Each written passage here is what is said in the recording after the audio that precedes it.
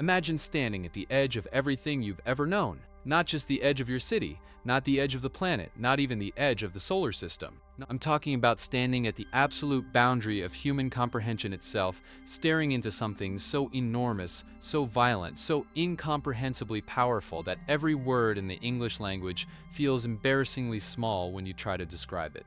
That thing exists. It's real. It's out there right now. And today, we're going inside Ton 618. Now, before we dive in, I need you to understand something. Everything I'm about to tell you is based on real science, real observations, real data collected by real astronomers who spent years trying to wrap their minds around what they were seeing. And by the end of this video, I promise you, your perspective on the universe will never be the same. So, Ton 618, what even is it?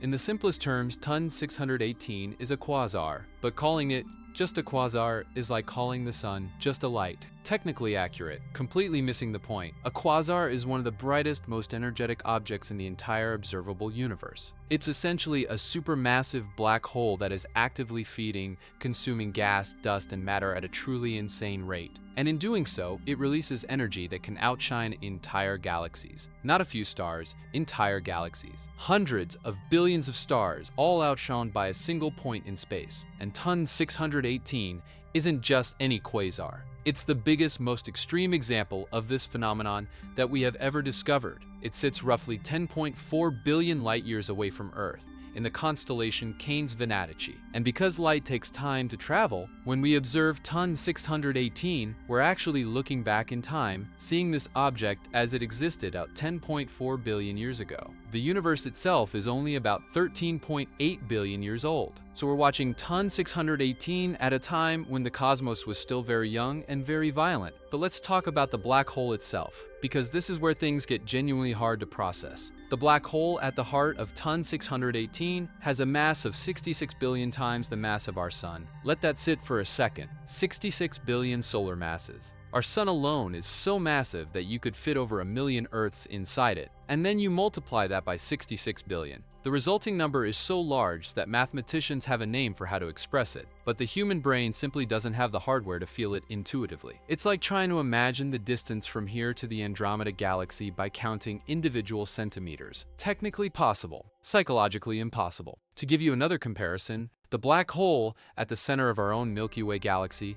is called Sagittarius A star, and it's considered a monster by any reasonable standard. It has a mass of about 4 million solar masses. That's 4 million times the mass of our Sun. The thing is so dense and so powerful that it warps space-time across an enormous region of our galaxy's core. Scientists spent decades trying to confirm its existence and finally captured its image just a few years ago. Ton 618's black hole is 16,500 times more massive than Sagittarius A star, 16,500 times more massive than the black hole sitting at the center of the entire Milky Way, and Sagittarius A star already contains millions of suns. We're not talking about a bigger version of something familiar. We're talking about a fundamentally different category of existence. Now let's talk about size, because the mass number alone doesn't tell you how big this thing actually is in terms of physical space. The event horizon of Ton 618, the point of no return, the boundary beyond which nothing, not even light, can escape, has a diameter of approximately 390 billion kilometers.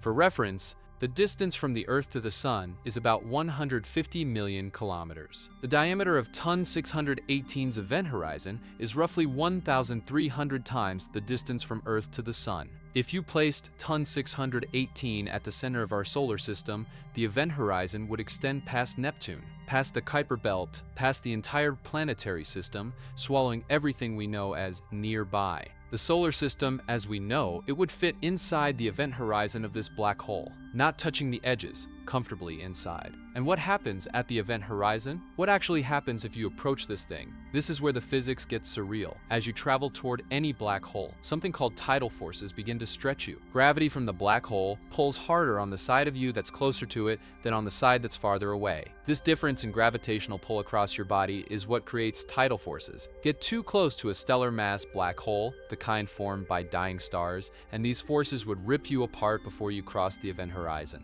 Physicists have a delightful term for this: spaghettification. You would be stretched into a long, thin strand of atoms, like cosmic pasta. Not comfortable. But here's the counterintuitive thing about TON 618 and other ultramassive black holes. Because the mass is so enormous, and therefore the event horizon is so vast, the tidal forces at the event horizon itself are actually relatively gentle by comparison. Gentle in the sense that they would not immediately rip you apart. You could, theoretically, cross the event horizon of TON 618 and not immediately notice anything catastrophic. You wouldn't feel a wall. You wouldn't see a line in space. Everything would look more or less normal for a moment. The stars might look slightly distorted. Light from outside would start bending, but you'd be alive. The problem is that you'd have no way of knowing you crossed the threshold, because from your perspective, you're still falling freely. And by the time you realized you were past the point of no return, there would be nothing you could do about it.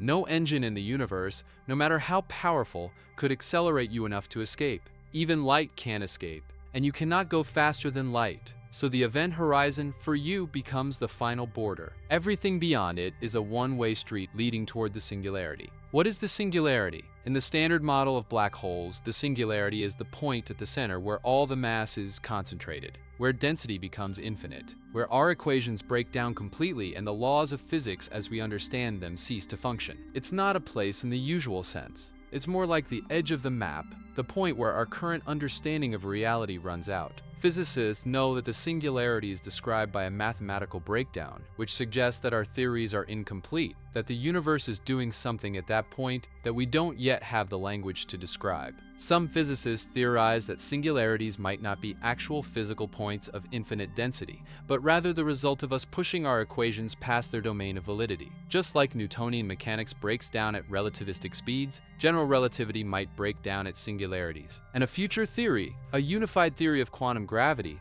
might replace the singularity with something else. Something finite, something stranger than fiction. But while we're still inside this mental journey, let's talk about what's happening just outside the black hole in the accretion disk, because this is where the real fireworks are. As matter falls toward TON 618, it doesn't fall straight in. Just like water spiraling down a drain, the infalling material forms a swirling disk of gas and plasma around the black hole called an accretion disk. And this disk is not gentle. Friction, magnetic fields, and gravitational forces heat this material to tens of millions of degrees Celsius.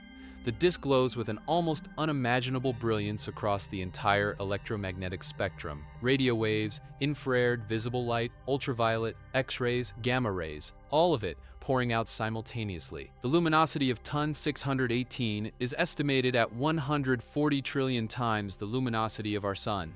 140 trillion suns worth of light and energy, all pouring from this single region of space. If TON 618 were located where our nearest stellar neighbor Proxima Centauri sits, just 4 light-years away, it would be 20,000 times brighter than the full moon in our sky. It would cast sharp shadows at night. It might actually be dangerous to look at. And then there are the jets. Many active supermassive black holes, including quasars like TON 618, produce relativistic jets, enormous beams of plasma and energy that shoot outward from the poles of the black hole's rotation axis at very close to the speed of light.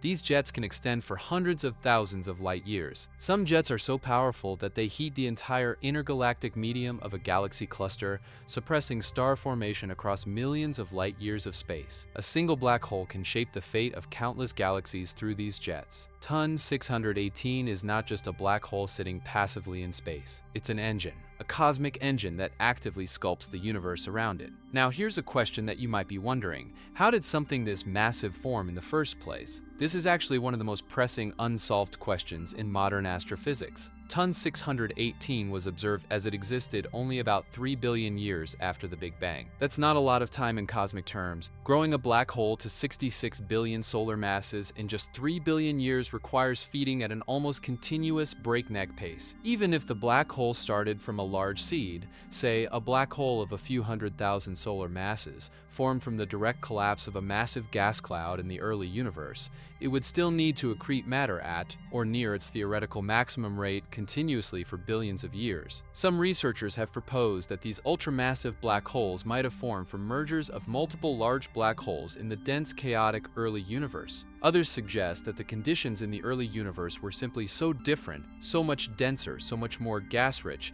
that the feeding rates we see today were routine back then. Others push even further and suggest that we might need new physics entirely, that our standard models of black hole growth are simply not sufficient to explain objects like Ton 618, and that something fundamental is missing from the picture. The discovery of early, massive black holes is, in fact, one of the things that keeps theoretical astrophysicists up at night. Because the James Webb Space Telescope, launched in 2021 and now delivering breathtaking results, keeps finding massive black holes in the very early universe, earlier than our current models comfortably predict. Ton 618 was discovered decades ago, but it's part of a growing body of evidence that suggests the universe was far more efficient at building these cosmic monsters than we initially thought. And Ton 618 isn't alone. There are other ultramassive black holes out there. Home 15, an asterisk with roughly 40 billion solar masses, Messier 87's black hole with 6.5 billion solar masses, the one famously photographed by the Event Horizon Telescope in 2019. But Ton 618 remains the undisputed record holder for the most massive black hole ever measured. What is the ultimate fate of Ton 618? What happens when the food supply runs out? Once a black hole like Ton 618 exhausts the readily available material in its vicinity, once it has consumed or expelled the gas and dust that fuels the accretion disk, it will quiet down. The quasar phase will end. Ton 618 will become a dead quasar, an enormously massive but relatively quiet black hole sitting at the center of a large galaxy, no longer blazing across the cosmos. It will still be there, still 66 billion solar masses, still warping spacetime around it on an incomprehensible scale, but no longer feeding, no longer glowing. And then, over an almost inconceivably long timescale, we're talking timescales longer than the current age of the universe multiplied by itself. Many times over, even black holes eventually evaporate. Stephen Hawking predicted in 1974 that black holes slowly emit radiation due to quantum effects near the event horizon. For a black hole the mass of our sun, this evaporation would take something like 10 to the power of 67 years. For Ton 618, with its 66 billion solar masses, the evaporation timescale is so much longer that writing it out would take more digits than there are atoms in the observable universe. For all practical purposes, Ton 618 is permanent.